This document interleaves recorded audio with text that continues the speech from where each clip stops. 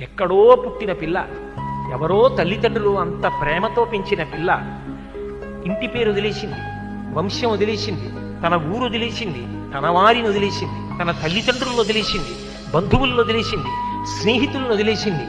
ముక్కు ముఖం తెలియని నా కొడుకు చిటికిన వేలు పట్టుకుని నా ఇంటికి వచ్చింది. తాను మరణ సదృశమైన వేదన పొంది ప్రసవాన్ని పొందింది. నేను తాతనయ్యానని తాను పొంగిపోతాను.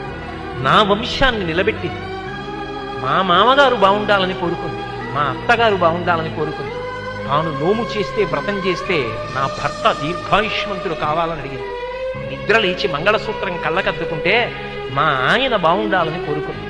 నా కొరకు ఆమె ఏం అడగల. తన అత్తవారి కొరకు, పుట్టింటి కొరకు.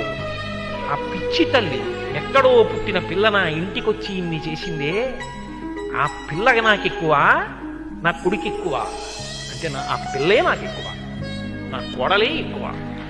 అందుకే నా తండ్రి నీకు మామ, నా అన్న నీకు బావ, తండ్రితో సమానం. నా తమ్ముడు నీకు మరిది. ఇప్పుడే పుట్టకపోయినా నీకు 2 ఏళ్ల తర్వాత కొడుకు పుట్టినా నీకు కొడుకున్న దాంతో సమానం. ఇదిగొచ్చిన కొడుకుతో సమానం. మా అమ్మకి కొడుకు ఎంతో నీకు మరిది.